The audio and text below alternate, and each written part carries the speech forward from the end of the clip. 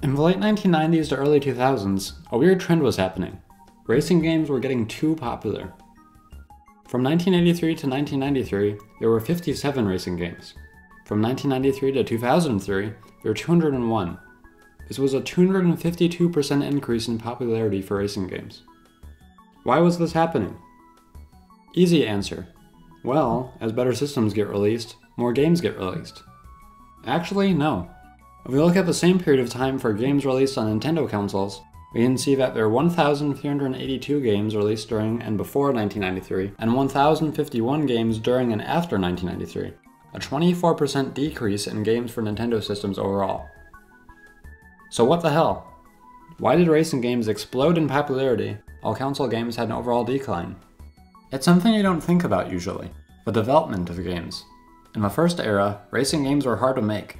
Consoles were just starting to be able to process 3D, with a Super Nintendo's famous Mode 7 capability. The original Mario Kart needed a custom chip that processed fake 3D. If you compare this to the second era, the N64 and GameCube is out, and 3D is everywhere. There's obviously all the revolutionary games, but even average games are getting better. And for the average studio, making a racing game is pretty simple.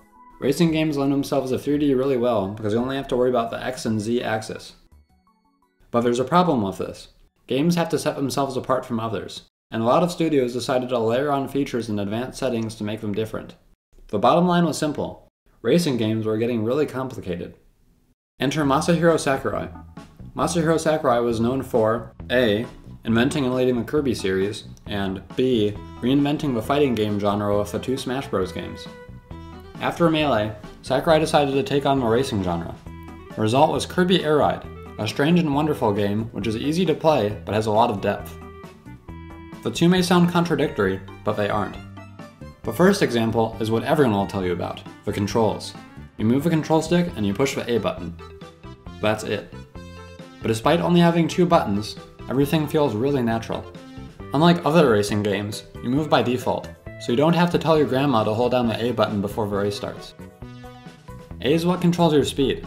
If you hold the A button down, you'll brake a bit, but if you keep holding it, you can release it for a boost. This is really important, and we'll get to why later. A is also what you use to attack. Press A button to absorb an enemy, and press A to use your attack. The control stick controls your directions left and right, and even your up and down while flying in the air.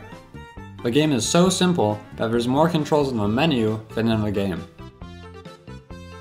Much like the controls, the gameplay of Kirby Air Ride is simple but deep. The first mode is what can be described as a modern racing style, with its 3D perspective. You remember how I mentioned that the car moves by default? This is kind of what this whole mode is based around. First off, turning. Turning in this game is like a verse of poetry. It's extremely natural. You enter a turn, hold A to slow down, turn your direction, and release A to exit the turn with more speed than ever. It's a thing of beauty. Also, since you keep moving forward, you end up reacting to the game instead of controlling it. I know, this sounds terrible, and in most games it is. But in Kirby Air Ride, it makes the entire game a really surreal experience. The game happens to you. You can't really slow down, so you get all these weird and wonderful stages to experience, which makes me remember some of the imagery this much later. I still think of that giant ice whale. They all start with normal themes and make them fantastical. The Beanstalk stage has a giant Ferris wheel, and the fourth stage has a giant river. The second mode of Kirby Air Ride is Top Ride, a callback to classic racing games of its top-down perspective. Top Ride has really strong stage design. Each stage has a very distinct feel to it. All the Top Ride stages are based on elemental materials: grass, sand, sky, fire, light, water, and metal. However, the best stage of the game comes from a final mode, which is usually everyone's favorite. In City Trial, you explore a giant city. The city is filled to the brim with detail, from a subway system to a sky garden. I could spend a whole video on this. While exploring the city, you gain power-ups. Some make you fly higher while others boost your top speed. You then get to use these power-ups to compete in some sort of game, whether it be a race or using your vehicle as a dart on a dartboard. The true genius of City Trial is that it isn't a racing game. However, it perfectly utilizes the engine of Kirby Air Ride to make a new and innovative game style. Probably the feature that gave it the most lasting appeal is the free play mode, which gave players the option just to goof off with their friends for as long as they wanted, with access to all the vehicles.